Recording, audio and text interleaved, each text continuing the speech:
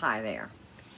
So today I'm going to talk about a topic that me and a couple other people that I follow and talk to online have mentioned this topic recently, and it just keeps coming up in my life. And so I've had some information come to me just, when I'm walking around, cleaning the house, stuff like that. And then I also do pendulum dowsing, and I've done that for 5 years, and I mean, it's relatively accurate. I have a harder time with current events that are actively taking place, and I think that has to do with sometimes choices aren't made, yet, and so it can go either way, or that we're, as choices are being made, timelines flip back and forth.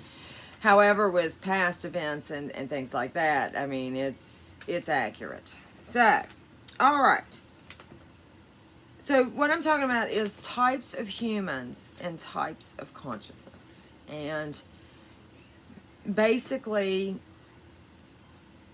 we all basically have human bodies. There are some other types that I'll talk about those later in here. But of those of us in these human bodies here, 32% of us have a heart-centered consciousness. We are the ones that feel empathy. We are the humans. We are humanity, the collective consciousness. This is the consciousness that matters, the one that makes decisions here. It's the heart-centered creator force consciousness. Now, when one is born, if you're a naturally born human and you come out of a uterus, you take in a soul, okay? When you take your first breath. And the soul is the vehicle that holds our consciousness, aka spirit, so that we can, to put it into this body, okay? So,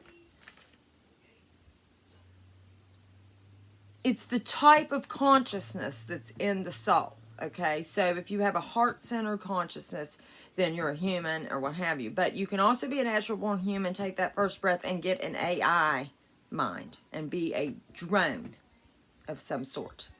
I was calling them cyborgs, but basically this body is a cyborg body. So I feel more comfortable now calling them drones. Okay, so basically, if you come out of a uterus and you take your first breath and get your soul, you can either get the heart-centered consciousness, or you can get another type. There may be multiple types, but those are some kind of AI, hive mind, artificial consciousness, not the divine creator spark that the heart consciousness is.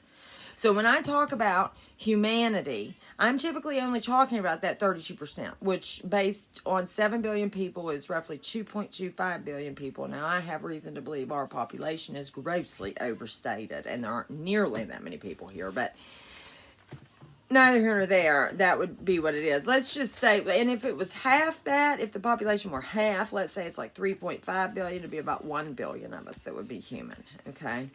It does seem, those are the ones of us that are going to wake up. Those are the only ones that are going to wake up. Those are the ones that we need to find to wake up. In order, if we want this matrix to come down while we're actually still in these bodies before we die, every single person has to wake up, every single human body.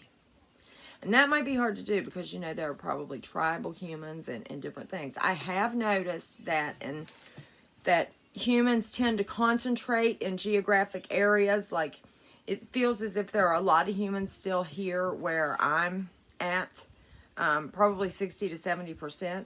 But like if you go into a big city, I mean, you barely run into one. I mean, almost everybody is a drone or some other type of body. Now, it seems to me that, say, if you have 2 AI drones that mate, they're going to have a drone. If you have a drone and a human, a drone and a heart consciousness mate, the child can be either one. And then if you have 2 humans, 2 heart-centered consciousnesses mate, those are the ones that I feel are the most powerful. The ones with 2, a pure human, 2 human parents. Like myself, I feel that I only had 1 human parent. I'm not going to say which one. But Yeah. So, and of my children, Juliet is definitely a human because her dad is human. My other two children, I may not both be, so all my kids do read as human though, but Charlotte barely made it. Okay, now we've got, so these soulless ones, they're powered by the demiurge. I mean, they're the one, they're essentially, I've called them before empty vessels, soulless ones, what have you. They may actually have a soul, but the type of consciousness that's in the soul is, okay. Now, so we've got three other types of human bodies, though. We've got reptilian and amphibious shapeshifters. Now, those I don't know too much about. I'm hoping to maybe learn some more information about those soon. Now, they may not be in a human body at all. They may be in some other type of body and then, like, have an overlay. And like, in, the human eye has a very limited perspective. We only see, I think, 4% of the light spectrum. So, but I don't know. I feel they might, but I don't know, because you can, like, a reptilian person can interact, like, with somebody, like have sex with somebody or something. So I would think, I don't know, they would somehow appear to be, I don't know. I'm not sure about that. But I have seen two of them. And two separate people, two totally different years apart. I'll tell that story one day. I would have never believed something like that existed had I not seen it. Okay. Robotoids. Now, they're actually, robotoids. And I feel they might be newer. Like, clones have been made, and I'll talk about clones next, but they've been made since the end of World War II. But I feel like robotoids might only have been being used, for the past maybe 20 years or something, or at least widespread. I mean, or more widespread. Now, I feel that celebrities, people of power, people of influence, those are the ones that are robotoids. The ones that need to go, and a human biological body just cannot do what they do. I realized this when I was watching A Day in the Life of Kylie Kardashian. I got sucked into this YouTube video, and I was thinking, I'm gonna see how these people live, And but the only thing that I noticed throughout it is, how can she just go like that? And then I started to notice how she was moving and how she was very robotic and the way that she talked. And then I just really began sensing that she was a robot.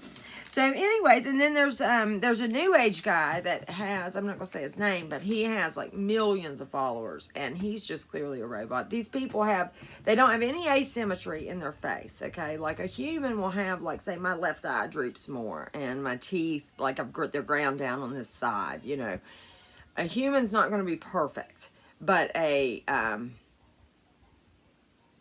some kind of either, a robot or a robot is going to be perfect. Now, the thing about the robots, they could have at one point been real people, and then the real people may have been disposed of. Possibly, maybe if they weren't willing to go along with an agenda, they could be disposed of and then replaced with a robot. They could be used as body doubles, and the real person may exist, but then a robot also appears in their place, so they can be two places at one time. I really don't know. And then we got clones. Now, clones, wait a minute. Somehow I've lost my, okay, could even have still be, hell, I don't know. I don't know. Okay. So anyways, whatever. We got clones. All right. So now they are, where are they at? Oh, okay. Here we go. Here we are. Okay, so maybe, and back to the robot. So maybe the robot was replaced, maybe killed. They could have maybe never existed. Like in the case of this YouTube guy, he has a really generic name. His first name actually kind of stands for robot, and I feel he might just solely be a robot that has been put on YouTube and has all these millions of followers in order to just solely guide people to disinfo. I wonder how some people get so many followers. I mean, because it's hard to get followers. Sometimes I wonder, these people that have millions and stuff, who they're working for. Okay. I mean, not if you're like a really famous person, but if your whole thing's YouTube, it's a bit weird. Okay. Clones. Now, they are typically, I feel, exclusively held underground in bases or cloning facilities is what the whistleblowers call them. Now, they can be used in public, and I feel that many times that celebrities or politicians or, you know, different people like that are used in public, but they will always have a handler close by that can whisk them away if they start acting crazy. For the host body, the clone is supposed to be significantly less intelligent than the host body, and also very unpredictable. It is my understanding that some clones can be grown in as little as 5 hours. Now, those are extremely unpredictable. And then the other ones take a matter of months, but, you know, and they grow and then they come out, but they come out full grown. It's not like, you know, they have to go from a baby to, you know, what have you. Okay. Okay, now clones do not have a soul, because clones are empty vessels that have essentially been created from a soul, like to torture a soul. It's to transfer souls into while they're asleep. So what happens is when someone hits REM sleep, if they have a clone, a green light goes on evidently in the cloning center that this clone's ready. And they're brought out to do things such as pay-to-play sexual rituals. There is a coliseum, purportedly, where they fight to the death. Many celebrities are supposedly involved in this. Now, there are civilian and celebrity whistleblowers on all of this stuff. There is experimentation. And then there's also people that I've seen that have begun to have memories of this, or they've heard this, and they've been piecing together that's been what's happening to them. And then there's also, they do fear, like they'll do like a fear scenario on you that's not real, but it's you think that it's real because it's in your, you know, dream or what have you. It seems that it's real, and it's trying to scare you, and it's to harvest loosh. And, now, any natural-born person can be cloned, I feel. A drone or a human. Of course, humans are the ones that are wanted. So, that's pretty much, I think, what I got for you today. It's quite a bit. But you know, I mean, I know that you know what I'm talking about, empty people, as far as these drones. And I think the important thing is not to waste a lot of time trying to wake someone like that up, not to share a lot of information with them. These people are incapable of having deep conversations, so you don't even need to try. You need to keep your interactions with them short, shallow, protect yourself against them, and, you know, spend as little time with them as possible.